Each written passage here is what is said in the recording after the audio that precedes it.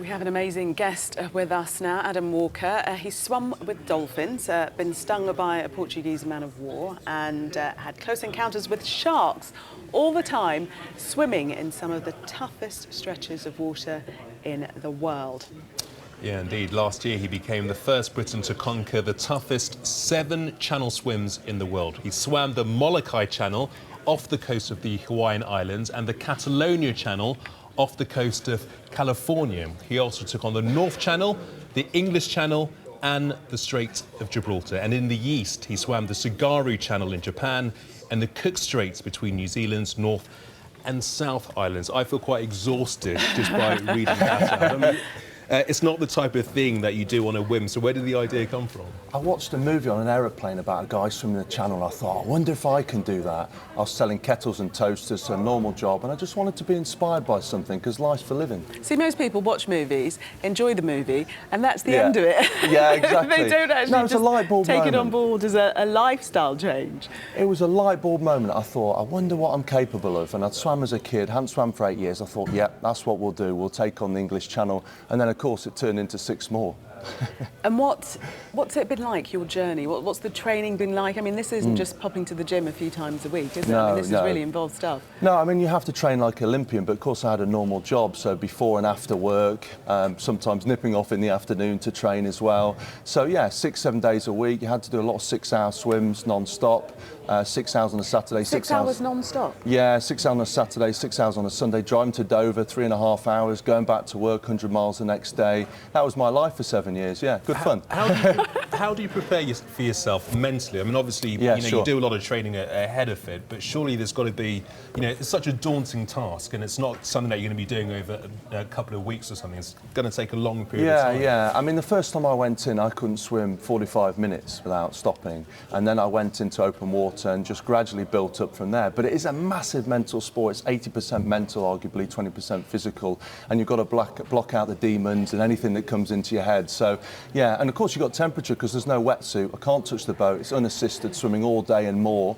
So, yeah, it's a big mental battle. And what about fuelling? I mean, how long are you out for? You must have to... So you stop, the boat has your... Yeah. Carbs or whatever? Yeah, it has a drinks bottle, it throws over the side. I can't touch the boat. I mean, my longest swim is 17 hours non-stop. You've got strong currents, wind, tide, so you can't hang around. You've got to have your drink, 10 seconds and then swim on, but the boat's there to guide me across. Do you understand the meaning of the word fear? No, yeah, I think, fear and stepping over that line, and that's what holds most people back. And I wanted to see, as I say, how capable I was. And I think in life, we don't want to take that risk. We don't want to look ourselves in the mirror and see that we're not capable of something. And I think I got to a stage in my life where I thought, it's okay to give something a go. Let's see how capable you are. Of course, I didn't know all these things were going to happen to me on the way. With me, with vast expanses of water, I always worry about what's in the water. But you swam with dolphins, as we said in the intro. I mean, you really put yourself at the mercy of the wildlife. Got some shots of you with the dolphins there. Yeah, I mean, what a magical experience. I mean, my charity is Well and Dolphin Conservation. The dolphins come after 3 hours. I'm praying to the ocean gods, give me something positive, because all the things that happened to me. I swam with one arm Catalina Channel for 6 hours. I was sick over 20 times in the English Channel, so I wanted something positive. Then suddenly I see a shark underneath me. I've got 12 dolphins basically wedging me in like a pod, and when I get a drink they wait and they carry on, and this happens for an hour and a half until I said, thanks dolphins for your support, but I really must focus, and then they disappear. So that's the highlight, but surely there's got to be quite a lot of boredom, just swimming front crawl all the time. What are you trying to say, open water swimming's boring? But there's got to be quite a lot of just doing the same thing, Absolutely, you're alone with your thoughts. You've got to think about the end goal. You've got to think about, it means everything to me. One arm in front of the other until you get to the other side.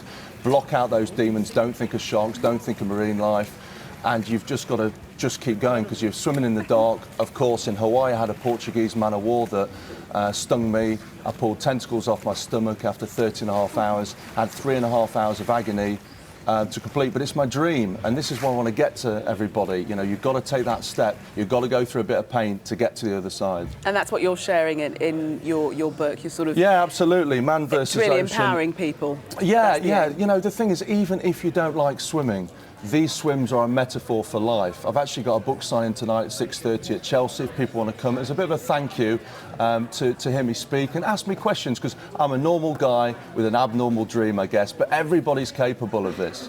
You must have had something special about you, though, to make you do this challenge, or to think, you know what, I could actually do that. I'm a normal person. I quite like to run a half marathon and a marathon. That's my limit, though. I'm not going to suddenly go and run the Namibian ultra marathon. It's just not going to happen.